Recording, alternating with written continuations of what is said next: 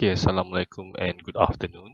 So today we are going to proceed with a new chapter, which is chapter 6. And chapter 6 will be covering the reproduction and growth of microorganisms.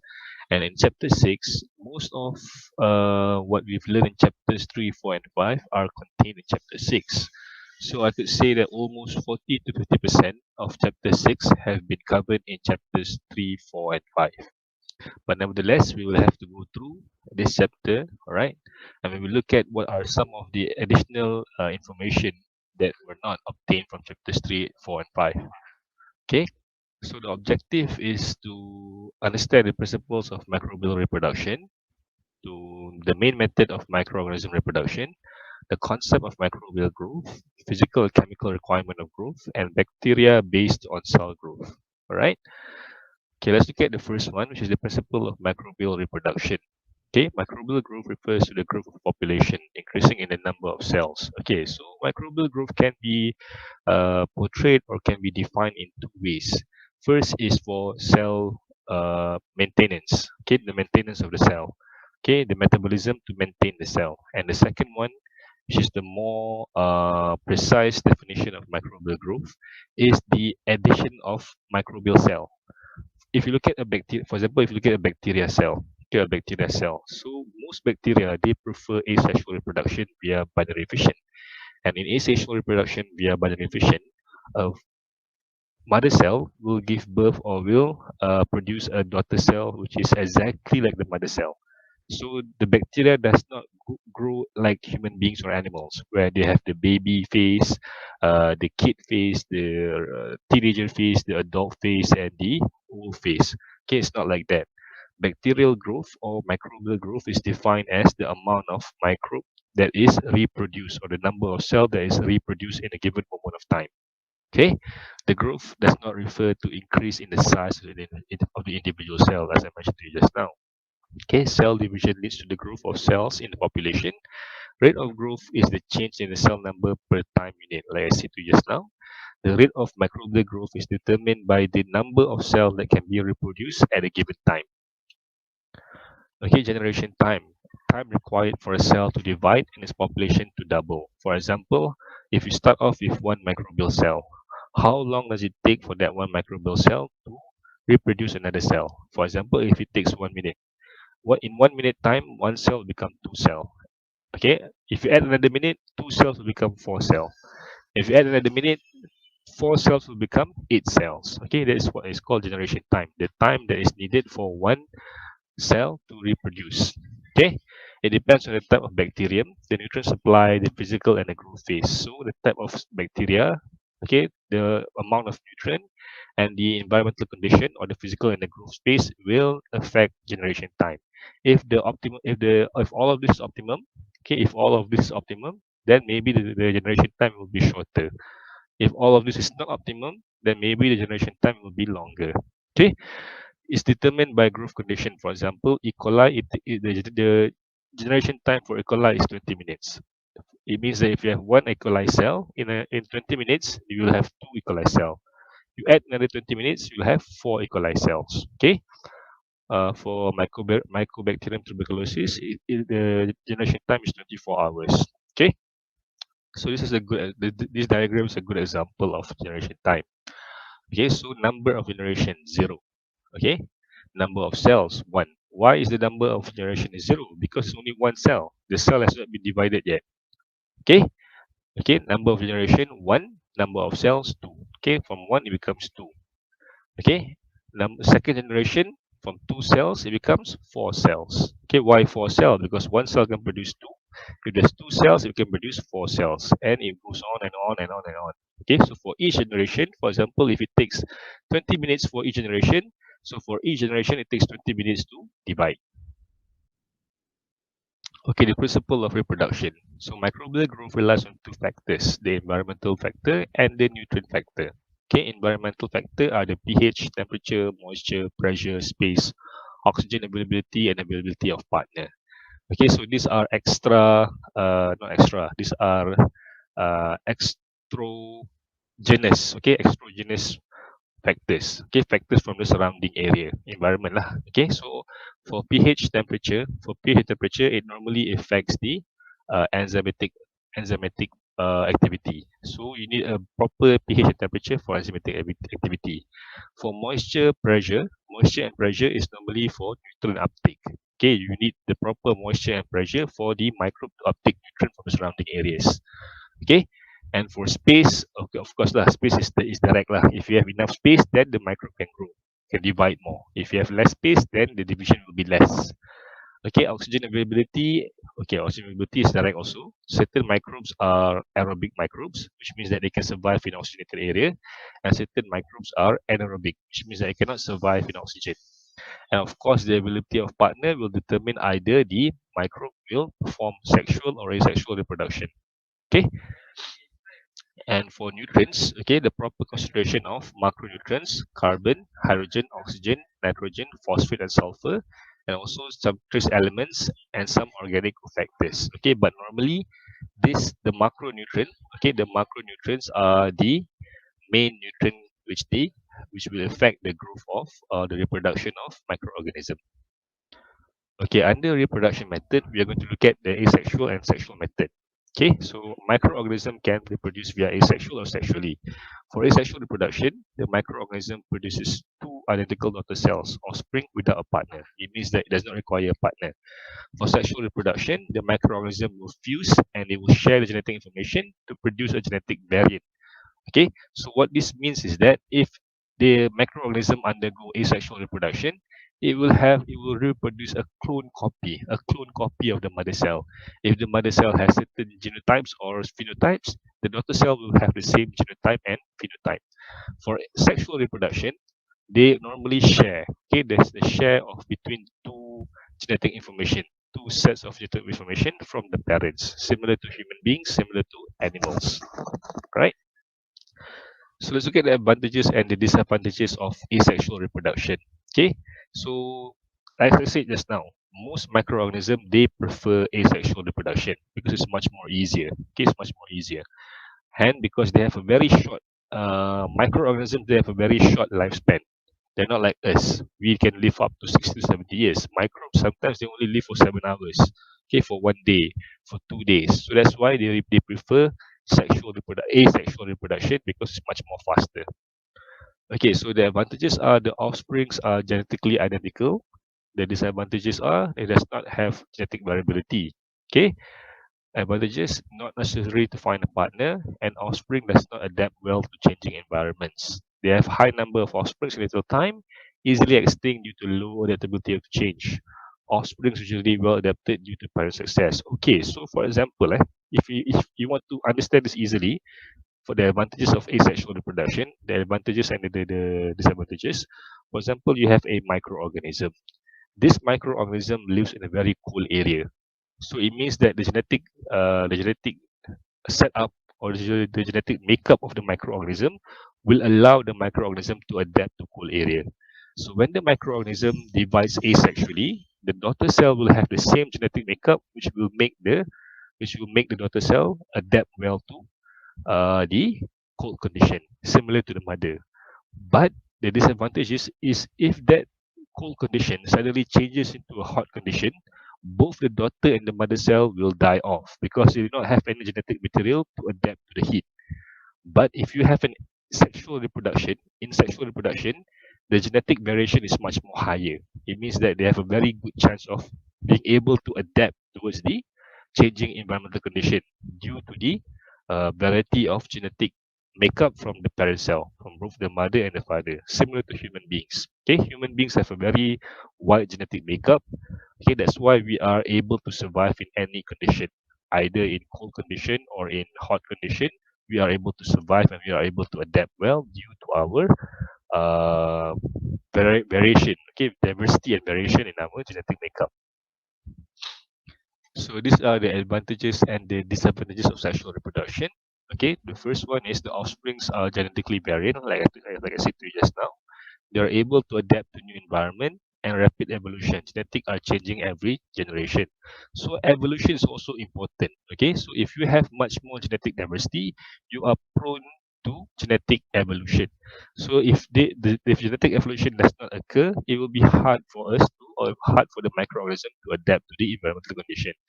Okay, the disadvantages: increase the generation time due to increasing genome size, and they may resist to medication. Okay, so a lot of genetically diverse microorganism, they have a lot of evolution that allows them to be resistant towards antibiotic, right? Okay, so the reproduction method for bacteria, which are binary fission and conjugation. So I've already taught you this. I've already taught you binary fission and conjugation in chapter 4, and also shared a few videos in the CDOS, so you can look at the video uh, to review or to help you remember back what I've been taught in chapter 4. Okay, so for binary fission, from one organism, it becomes two organism. Okay, so normally, like I said to you just now, in asexual reproduction, okay, binary fission is what is more preferred in the bacterial community. Okay, now for sexual reproduction is sexual conjugation. Okay, for sexual conjugation. So I think I've explained to you guys this before. Okay, in sexual conjugation, it's not that when the pillars combine, okay, when the pillars combine with, that means there's two bacteria here. They have the donor bacteria and the recipient bacteria. Okay, they will combine via their pillars. Okay, they will combine via their pillars. Okay, this is what you call sexual conjugation, the combination of the pillars. So what happens is when they combine the pillars, okay, the donor bacteria will donate certain genetic material from their plasmid to the receiver or the recipient bacteria. And when the recipient bacteria accepts the genetic sequence from the plasmid, now instead of having only one set of genetic material, the recipient will have two sets of genetic material. Hence, the recipient will undergo binary fission to reproduce a bacteria which contains two sets of genetic material. So that is sexual conjugation. Okay, and you can see the sexual pillars. Okay, the sexual pillars combination here. So something like this, lah. Right. Okay, so for viruses, we already talked about in chapter 3. We have the lytic cycle, the lysogenic cycle. Okay, and then we have the attachment, penetration, uncoating, replication, assembly, and release. I will not go through this. Okay, you can review back in chapter 3 what I've taught you.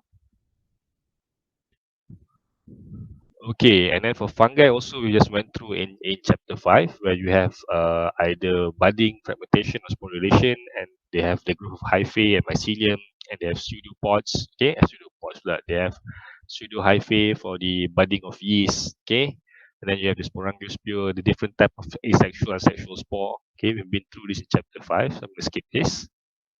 Okay, so now this is important for the microbial growth. Okay, the microbial growth. So this is basically how we measure microbial growth.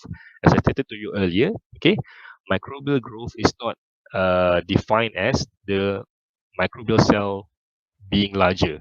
Okay, from small it becomes larger. No, microbial growth is defined as the time that requires, okay, the time that requires for a microbe to reproduce. Okay, for a microbe to reproduce.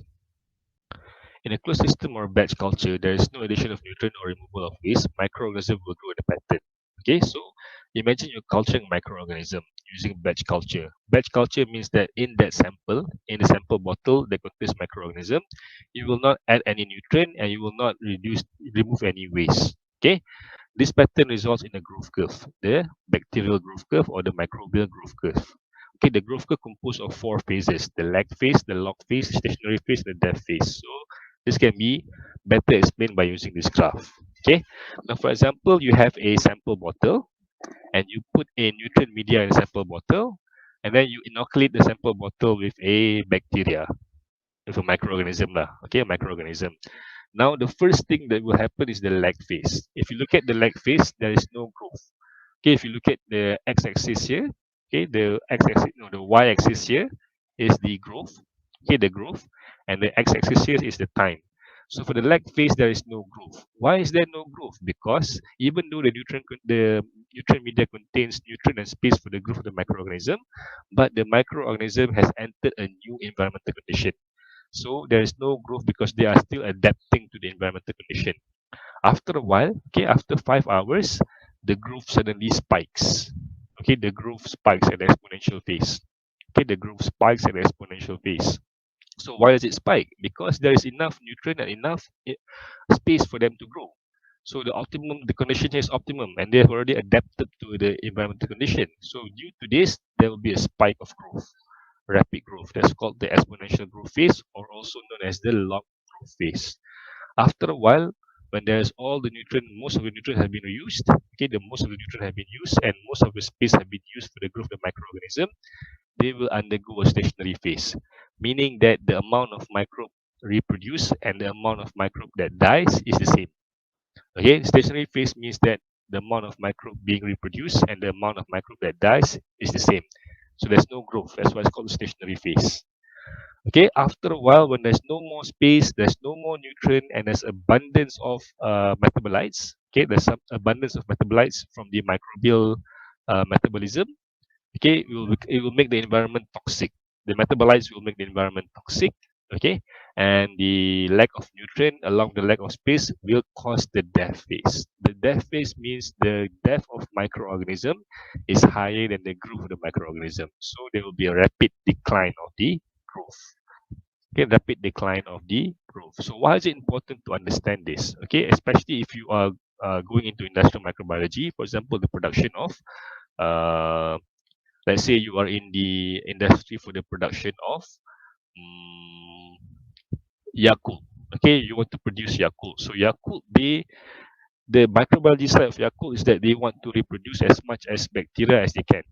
Okay, as much as bacteria as they can in the Yakult drink. So when you want to produce biomass, bacterial cell, you want to elongate the growth phase here, the exponential growth phase here. So how do you elongate it? By adding nutrient and by removing metabolites. Okay, you can elongate this phase to just grow longer and longer by adding more nutrient and by removing metabolites. So when you add more nutrient, there's more nutrient for them to uptake, and when you reduce or you remove the metabolite will not affect the environmental condition. So you can elongate the growth phase here. Okay, so if you are in a industry for producing bacterial or microbial metabolites such as alcohol, okay, alcohol can be produced by yeast, Saccharomyces cerevisiae. So alcohol is a metabolite of microbial growth. So you want to elongate the stationary phase because normally the metabolites is obtained in the stationary phase.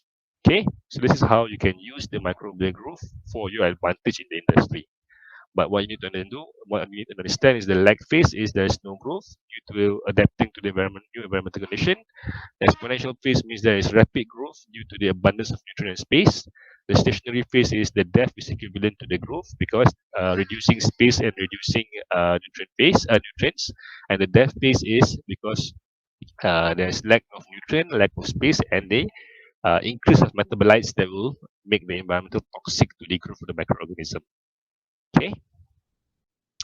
Okay, so if you do not understand what I explained to you just now, you can read the notes here. Lag phase, okay, log phase, stationary phase, death phase, whatever I explained to you just now, ada kat dalam ni. Okay, alright, so we stop here for you guys to look at a few videos and we can continue after this. Okay, so let's proceed with the second part of the lecture, which is the requirement for microbial growth. Okay, so requirement for microbial growth, we are going to focus on the environmental condition and the nutritional needs of the microorganism. Okay, so the first environmental condition is the temperature. Okay, the minimum temperature under requirement for microbial growth refers to the lowest temperature for cell growth. Okay, there's no growth below this temperature because the enzymes don't function and the cell become dormant. They don't die, but they become dormant. So sometimes if you have a microbial culture and you want the microbial culture to last longer, you can put it in the chiller or you can put it in the deep freezer for usage in the later time. Now, for example, your food. If you don't want your food to be contaminated, because normally food contamination is caused by microorganism, that's why normally food is stored in the chiller, okay, at 4 degrees Celsius.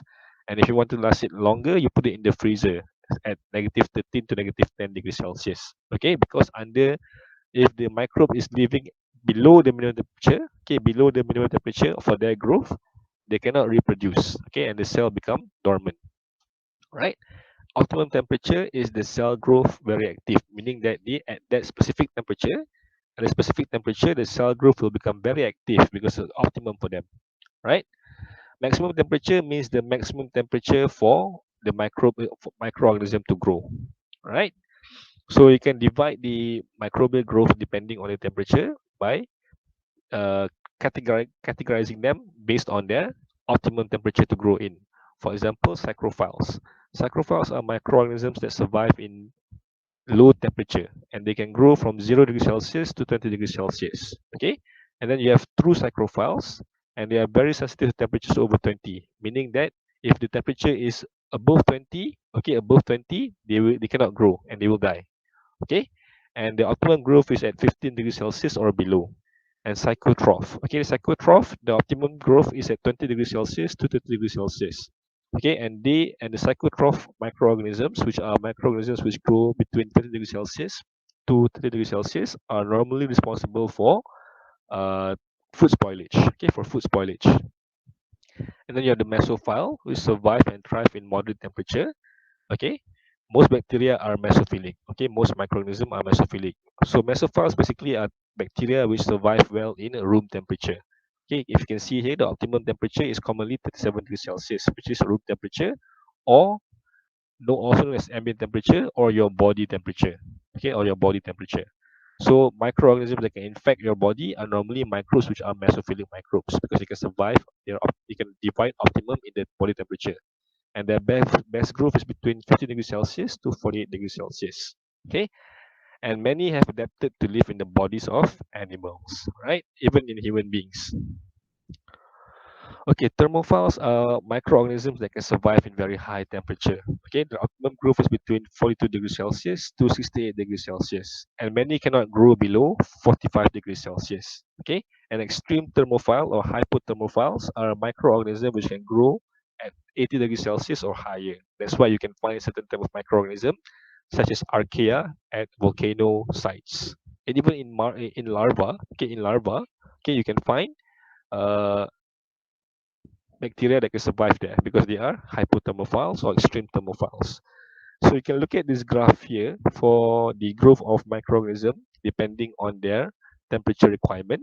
Okay, for psychrophiles between -5 to 20 degrees Celsius, and the optimum growth is between 10 to 15 degrees Celsius.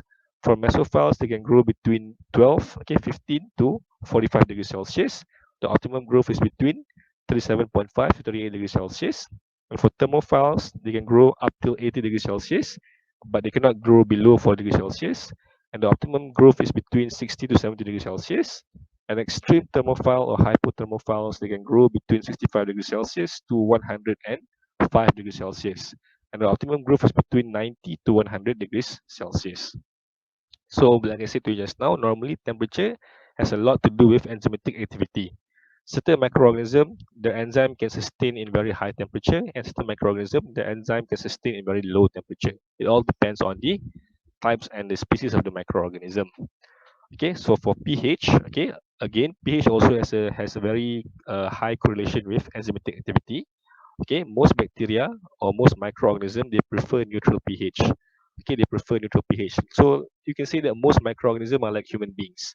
They prefer ambient temperature and they prefer neutral pH. Okay, similar to us, we prefer ambient temperature and we prefer neutral pH to survive. Okay, acidity inhibits most microbial growth and is used frequently for food preservation. Okay, alkalinity inhibits microbial growth but not commonly used for food preservation. Okay, acidic products of bacterial metabolism interfere with growth. Buffer can be used to stabilize pH. Okay, so since acidity inhibits most microbial growth, normally food preservatives are acid-based. They are not alkali-based. Why are they acid-based? Because our stomach can accept better acidic base as compared to alkali base because our stomach pH is quite low. Okay, between 3 to 4. So that's why it's better to use acidic food preservative as compared to alkali food preservative. So you can divide them based on their pH requirement, which they have acidophiles, which are microbes that can survive very well in low pH, okay, such as lactobacillus, all right. And neutrophiles are microbes which can grow between 5.4 to 8.5 or they're between the neutral pH range. And alkaliphiles are microbes which grow between 7 to 12 pH, okay, higher pH, all right. Okay, So this is the graph similar to the temperature requirement graph, okay, where they have the acidophile, the neutrophile, and alkalophile, the minimum pH they can they live, and the maximum pH they can survive, and the optimum pH that they can thrive in. And then we have the oxygen requirement. Okay, so for oxygen requirement, all right, so we have the aerobic microorganism, which are facultative aerobes, or no, which are obligate aerobes and also facultative aerobes. Obligate aerobes means that they can only survive in aerobic condition, whereas facultative aerobes means that they can survive in both aerobic and anaerobic condition. And we have anoxic microbe. Anoxic microbe means that they only require very minimum oxygen levels to survive. Okay, so they also have anaerobic microorganisms. So anaerobic microorganisms are microbes which cannot survive in aerated areas or oxygenated areas. So they can be divided to obligate anaerobes and facultative anaerobes. Obligate anaerobes means that they cannot survive in oxygen at all. If they are exposed to oxygen, they will die off. So why is this? Because of the enzymes in their body. Okay, so if you are an organism, or if you are a microorganism that requires oxygen to survive or can survive in oxygen, you will require a certain enzyme called catalase. Okay, why do you need a catalase? Because when we uptake oxygen, similar to microorganism, when they uptake oxygen, oxygen will be metabolized to become superoxide ion and also hydrogen peroxide. So if you do not have the catalase enzyme, okay, if you don't have the catalase enzyme to break this oxygen species, okay, the oxygen species of superoxide ion and also hydrogen peroxide will basically oxidize the whole cell content. So that's why you require catalyst to break this down, or not, you'll be oxidized by the oxygen species. Okay, so this is what I explained to you just now: aerobe, obligate aerobe, facultative anaerobe, and microaerophile. So microaerophile are microorganisms that can survive in very low oxygen content, or also known as anoxic microorganism. Okay, that's what I explained to you just now. Similar. Okay, so the second one is that we are going to look at microbial metabolism. Okay, microbial metabolism. Okay, so under microbial metabolism, you must understand the basic concept of metabolism. And under the basic concept of metabolism, you have catabolism and anabolism. Okay, you have catabolism and anabolism.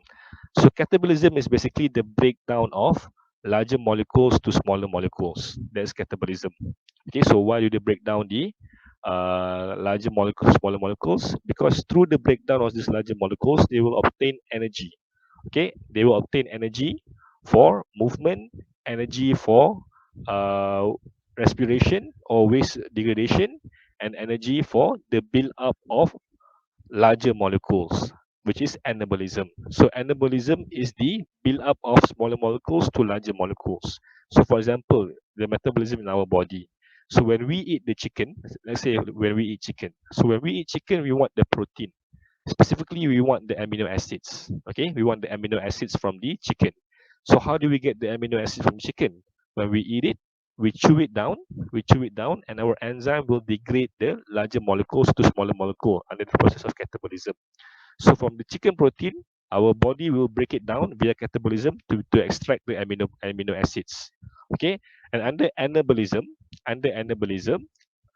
they will take the amino acid from the chicken and they will build up their own body protein. Because we cannot take the protein specifically from chicken, we have to take the amino acid and use the amino acid to build the protein for our body. So that is what is called anabolism. Okay, that is what is called anabolism. So we have catabolism, the breakdown of larger molecules to smaller molecules, and anabolism, the build up of larger molecules from smaller molecules. All right. Okay, so before we proceed, I think it's better if you view a video on the different type of requirement, the different type of nutrient requirement for microorganism. So let's proceed with our lecture, which we left off. We looked at microbial metabolism. Okay, so microbial metabolism I explained to you on the previous lecture that is involved the process of catabolism and anabolism. All right.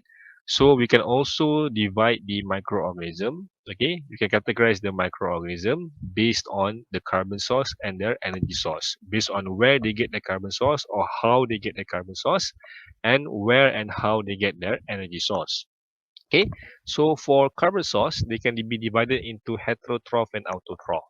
So if that microorganism is categorized as heterotroph, it means that they obtain carbon in an organic form made by other living organisms such as protein, carbohydrate, lipid, and nucleic acid, meaning that they will have to eat other organism or they will have to eat other microorganism to obtain the carbon source. Okay, if it's an autotroph, they obtain the carbon source, okay, from atmospheric carbon dioxide.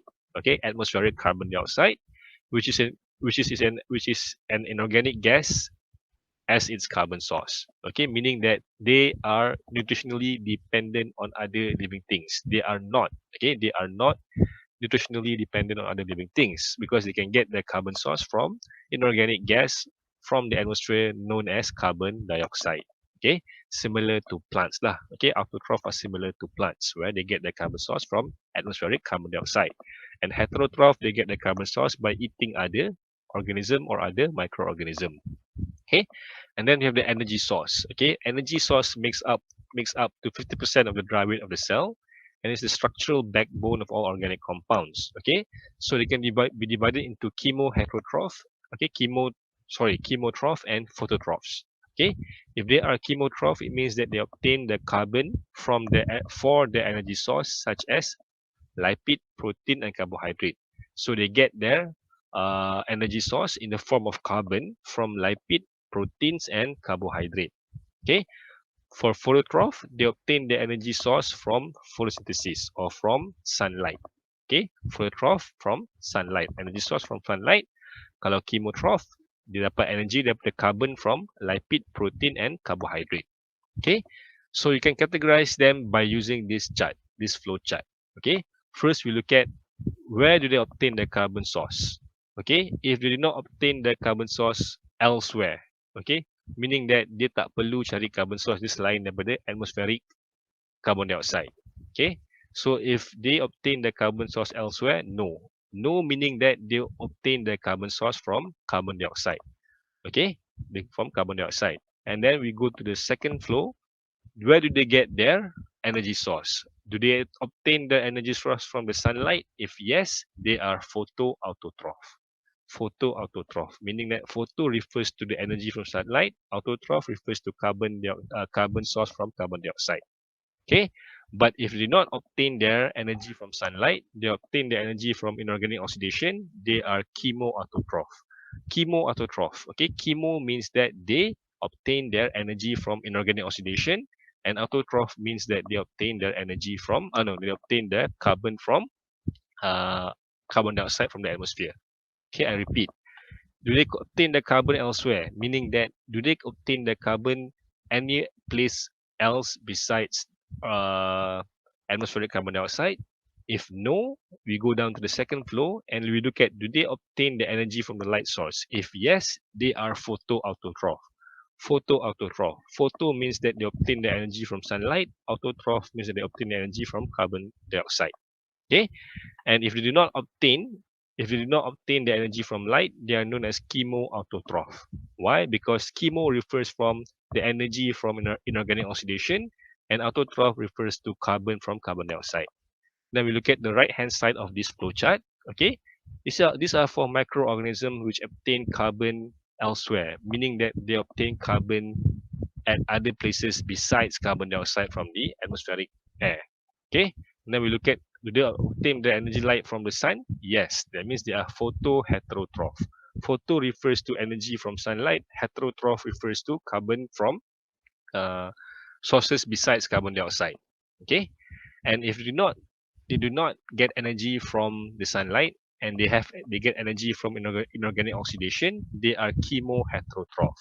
Chemo refers to energy from inorganic oxidation, and heterotroph refers to carbon source from other sources besides carbon dioxide from the atmosphere.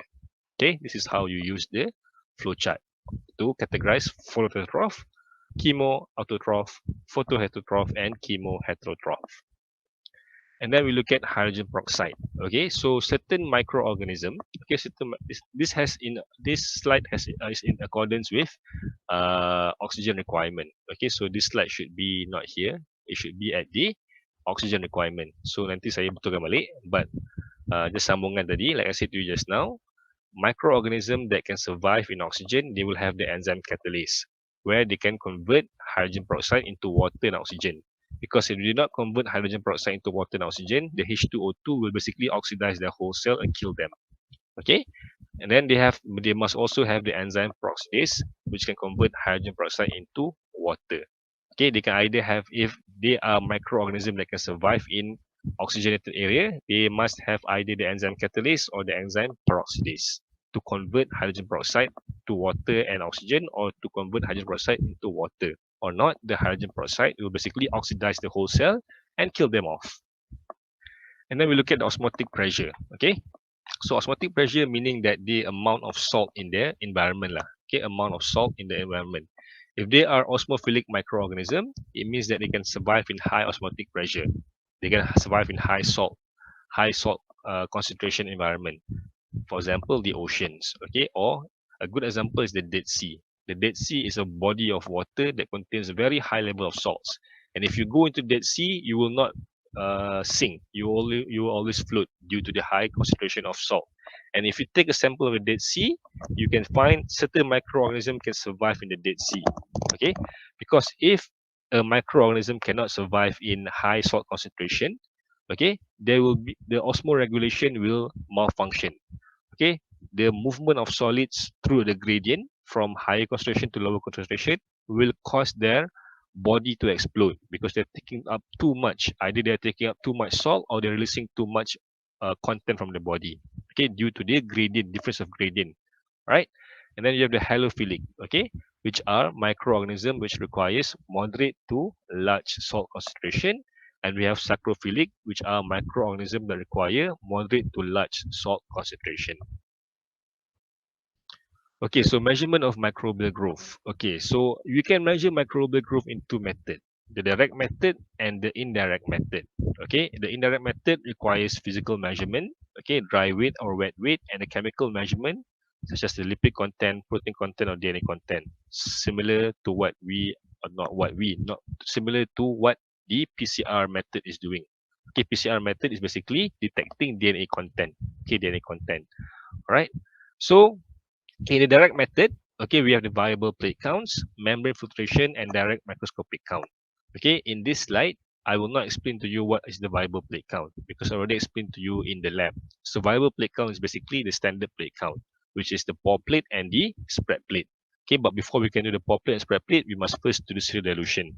Okay, so pour plate and spread plate is the standard method for counting microorganism growth or bacterial growth, right? And for direct microscopic count, using the hemocytometer, I will put a video for you so it'll be easier for you to understand the hemocytometer punya penggunaan. I will explain to you in this slide only the membrane filtration. Okay, membrane filtration method. Okay, so this is the viable count, 25 to 50 colonies. Okay, we've seen this many times before in our lab ni. Ini pun sama juga lab. Okay, now let's look at the membrane filtration. Okay, estimate the size of small bacterial population. A known volume of water is drawn through a filter with micro-size pore 0.22 micrometer and 0.45 micrometer. The filter is placed on a solid medium. A colony grows on the medium. The number of organisms per liter water can be calculated. Okay, so what happens here? Okay, what happens here? For example, you want to count the amount of bacteria in the water sample. Okay, the amount of bacteria in water sample. So what you do is you draw 0.22. Okay, no, I'm sorry. What you do is you will use a filter with the mesh size of 0.22 to 0.45 micrometer. So very small mesh size because microorganisms are very small or bacteria are very small. So what you do is, okay, you take the microfilters, okay, you put it in a filtration unit, and what happens in the filtration unit is that we have a apparatus where the microfilter is strapped in between these two apparatus, okay, and you flow water through the top. Okay, you flow water through the top, so the water will pass through all of the meshes in the microfilters. So the water molecule will pass down, but the microorganism will be stuck on the membrane filter. Okay, it will be stuck on the membrane filter. So you take the membrane filter and you place it on a nutrient medium, an appropriate nutrient medium. Biasanya solid agar lah. Okay, solid microbiology agar. Okay, and you incubate it after 24 to 48 hours. Now, you have to remember that all the microbes from the water have been stuck to the filter. So when you place the filter on top of a nutrient media, you provide nutrient to the microorganism which has been stuck on the filter. After incubation for 24 to 48 hours, there will be growth. There will be growth of colonies. So you can count the colony using a colony counter. Okay, colony counter. Right? So this is what is conducted lah. Okay. You have the membrane filter, you put it through a filtration apparatus. Okay, you run the water down, the water will pass through and the microbe will be trapped, and then you put it on top of a appropriate medium, and then after incubation you can count the colony which grew on top of the filter. Okay. Alright, now for direct method, another method is hemocytometer. So hemocytometer is basically you are counting single microorganism which get stuck on this apparatus known as the hemocytometer. Okay, so I think it will be better for you guys to understand if I share with you a video on how to count this. Alright, so you can skip this.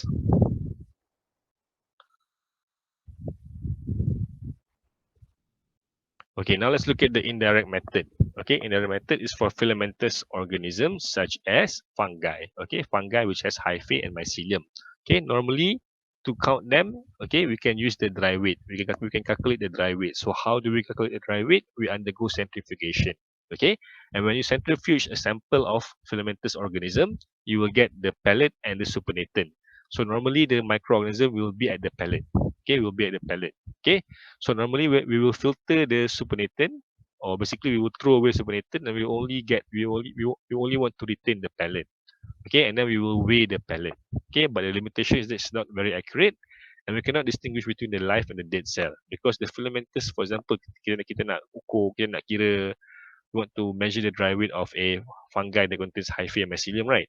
So when we undergo centrifugation, either the fungi is dead or alive, we will still collect the hyphae and the mycelium through the pellet. Okay, so we get the dry weight, but we do not know either the cells are alive or dead. Okay, and we can also calculate by the metabolic activity such as acid production, nutrient utilization, waste production, and protein production, and also pH. Okay, the measurement of acid or any other product is a very indirect approach to the measurement of growth. Okay, for example, kita nak we have a lactobacillus culture, lactobacillus acidophilus. Okay, so lactobacillus can produce lactic acid. So if you culture the lactobacillus in a nutrient media or in a nutrient broth, okay, after a few days, if you want to know if the lactobacillus colony has grown or not, you can measure the amount of acid produced. If it produces much more acid as compared to the first day, you can say that the cell has reproduced rapidly, or the cell has been able to reproduce, because more cell equals to more acid, less cell equals to less acid. So this is where we are measuring the metabolites instead of the cell itself. Another example is Saccharomyces cerevisiae, or yeast. Yeast produces alcohol. So if you culture yeast, okay, under anaerobic condition, yeast will produce alcohol. And if you measure the alcohol content from day 0 until day 5, if you get that from day 0 until day 5, the alcohol content is increasing, or the alcohol concentration is increasing, it means that this cell of the Saccharomyces cerevisiae is also increasing, because more alcohol equals to more cells. Okay, that's why it's indirect method. We do not measure the cell directly, but we measure the metabolites produced by the cell, such as lactic acid, and also lactic acid for Lactobacillus acidophilus, and alcohol from yeast fermentation. Okay, another method is the Turbiditimetric method. Okay, Turbiditimetric method, or basically you use spectrophotometer to look at the density of the, or the turbidity of the culture. Now, for example, when you inoculate a microorganism, okay, the first, let's say day 0, okay, the first time you put, let's say this is a media, and you put a bacteria inside the media, inoculate a bacteria inside the media. When you directly inoculate the media will still be clear. Okay, because there is no growth, so the media will be clear. After incubation for 24 to 48 hours, the microorganism will grow. Okay, the microorganism will grow, the media will become turbid, akan jadi keruh. Daripada clear jadi keruh. So kita boleh ukur kekeruhan tu, or we can measure the turbidity by using spectrophotometer. spectrophotometer. So spectrophotometer, the concept of spectrophotometer is that the amount of light being blocked, okay, the amount of light being blocked by the or being absorbed by the content of the culture, okay, equals to the amount of bacteria or microorganism in there. So if you have much more microorganism, much more light will be blocked, okay. So if much more light is blocked, it means that the higher concentration of microorganism there is, okay, because spectrophotometer measures the amount of light being absorbed by the content of the sample. So if your sample contains much more microorganism, much more light will be absorbed by the microorganism. You can say that if much more light is being absorbed by the microorganism, there is much more microorganism cell inside of the sample. Okay, and that is all for chapter 6.